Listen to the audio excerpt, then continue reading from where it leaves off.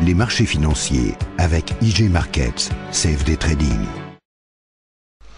Bonjour, c'est Gilles du site boursicoté.com. Voici l'analyse technique des principales paires de devises du marché Forex ainsi que l'analyse de l'or et du pétrole pour les matières premières. Nous sommes aujourd'hui le mercredi 20 juin 2012 et sur l'euro-dollar, nous avons connu une certaine stabilité puisque malgré ici un retour ici au-dessus de cette zone des 1,2665 hier, nous avons oscillé donc entre cette zone qui s'est imposée comme zone de support donc sur la vue intraday avec des maximums ici à 1,2722 pour l'euro-dollar. Donc très peu de mouvement, alors qu'un mouvement de baisse ici est en train de se mettre en place avec une tentative de cassure, vous le voyez à l'instant ici sur ce support.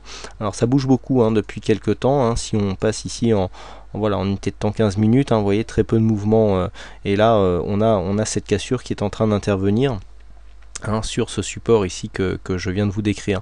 Donc les choses sont en train de s'accélérer. On a eu beaucoup plus de mouvements sur les commodities aujourd'hui, mais on le voit aujourd'hui là sur l'euro dollar. Donc si on revient en unité de temps 4 heures, la cassure ici qui est en train d'intervenir pourrait mettre fin ici à une dynamique, puisqu'on n'arrive pas ici à valider l'overlap avec ce plus haut ici qui était significatif et qui n'arrive pas à jouer son rôle de support. On y a cru en début de journée, mais avec cette cassure, on va voir ce qui va se passer ici au niveau de la moyenne mobile 20 exponentielle, même si on voit que sur cette tendance, c'est plus la moyenne mobile 50 qui s'impose comme support, ce qui confère à cette tendance un dynamisme moindre, puisque revenir chercher la moyenne mobile 50 pour rebondir prouve que le mouvement est beaucoup moins puissant que si c'était sur la moyenne mobile 20.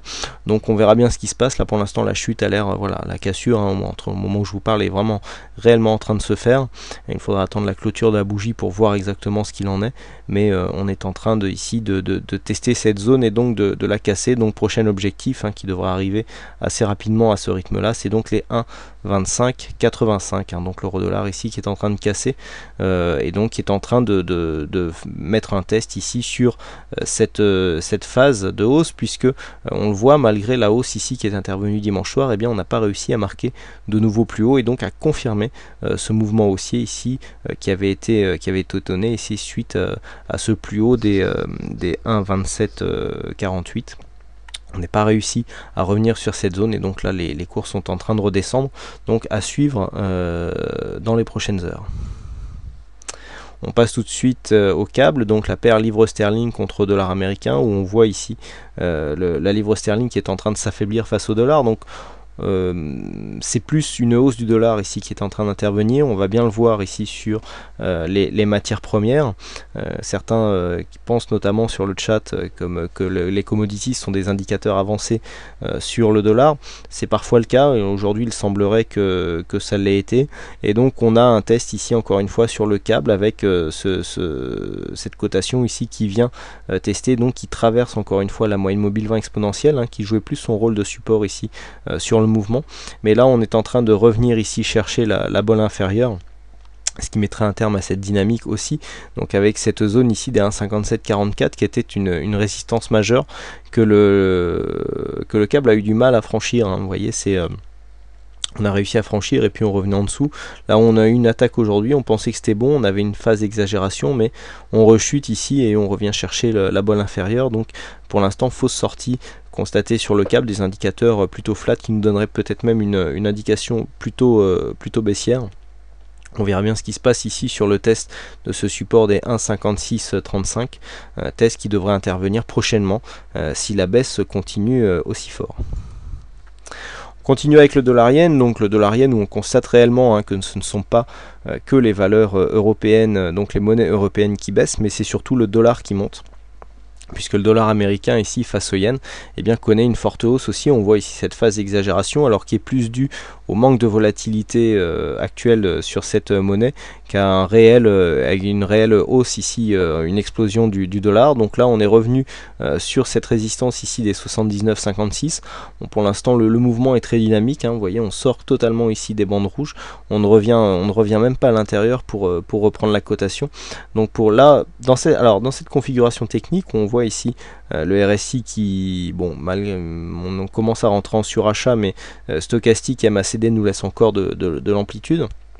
On pourrait très bien venir casser ici cette zone des 79-70 qui correspond à une zone de résistance importante. Vous voyez que là ici on a toujours du mal, on vient se scotcher sous cette zone et là du fait de cette dynamique et du placement des indicateurs, une cassure est tout à fait envisageable. Donc là, bon, personnellement c'est vrai que sur des breakouts comme ça je préfère confirmer la cassure et puis prendre le mouvement sur un retour, mais là il semblerait que la cassure soit effectivement intervienne prochainement ici sur le dollar yen.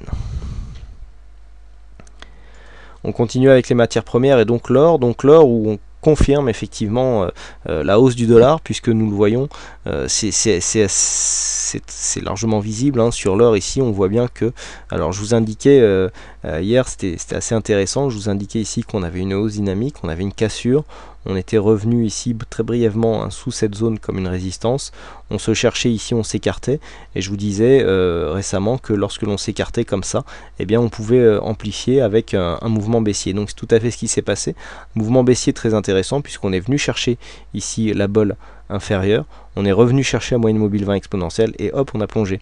Donc là c'est vraiment un mouvement très propre, je veux bien vous le, voilà, là on le voit bien, donc là on est dans la continuité avec cette zone ici, cette phase de hausse qui est en train de s'essouffler, puisqu'il y a une cassure ici du support, donc cassure de la dynamique, on est revenu tester à plusieurs reprises ici la bolle inférieure, donc là voilà on s'essouffle, on s'écarte ici de l'ancien support qui est devenu résistance sur cette bougie, et puis au fur et à mesure qu'on s'écarte, on voit ici qu'on revient ici sur la bolle inférieure, et là on est revenu ici chercher la moyenne mobile, et puis hop on s'écarte et donc on commence à chuter violemment. Donc l'or qui est passé dans la journée, donc on était ici sur les zones de cotation ce matin entre 1615 1620, qui est venu marquer ici un point bas il y a peu à 1590 $ l'once. Donc on est réellement ici sur une phase de baisse qui va vraiment très vite, très dynamique. On voit les indicateurs qui sont en survente ici en UT4 heures avec une grosse amplitude ici au niveau du MACD. Vous voyez qu'au niveau du MACD on a encore de la marge, je le dis souvent, les matières premières sont beaucoup plus volatiles et beaucoup plus réactives que d'autres valeurs, notamment les indices et même le forex.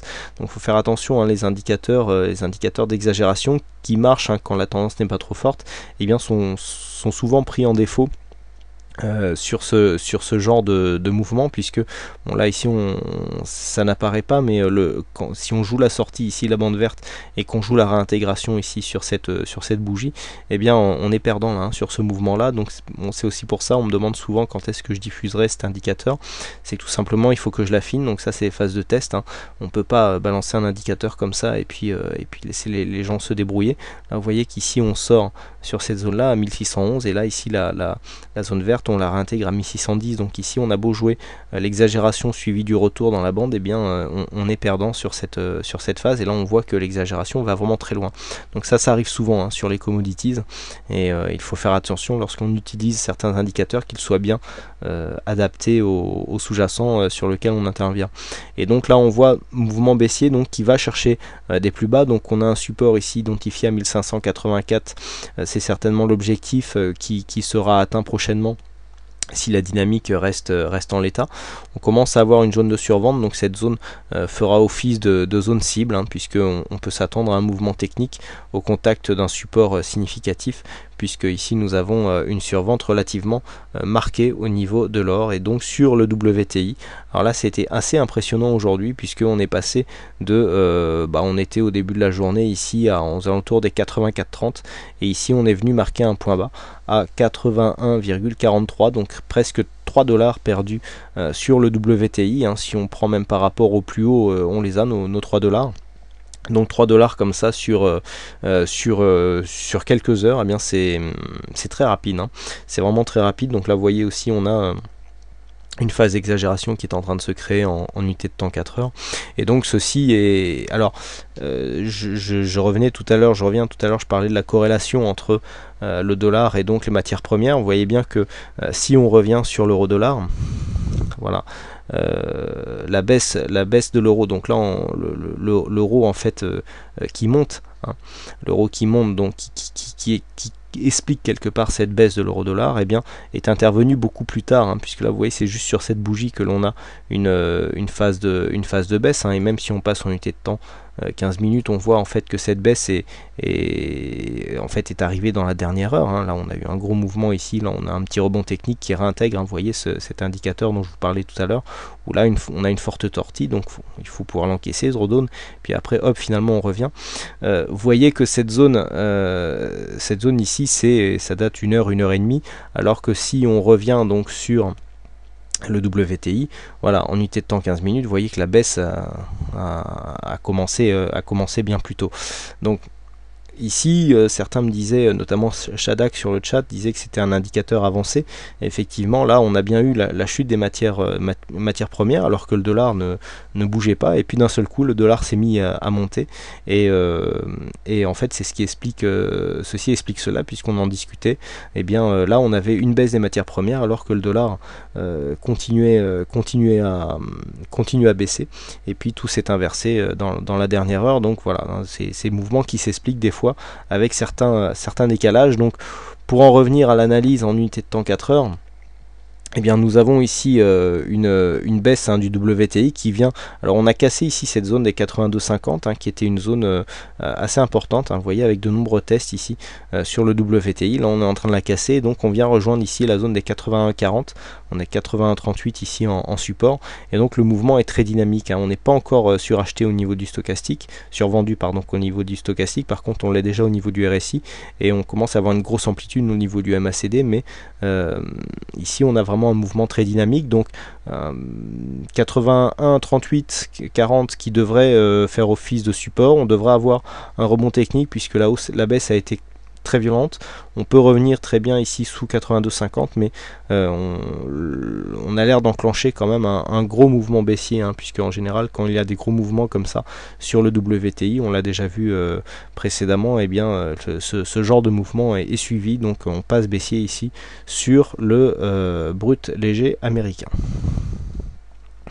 Voilà ce que l'on peut dire donc sur toutes ces analyses techniques forex et matières premières. Il ne me reste plus qu'à vous souhaiter à toutes et à tous une bonne soirée, bonne chance dans vos trades, et je vous donne rendez-vous dès demain pour de prochaines analyses techniques en vidéo. Bonsoir à tous.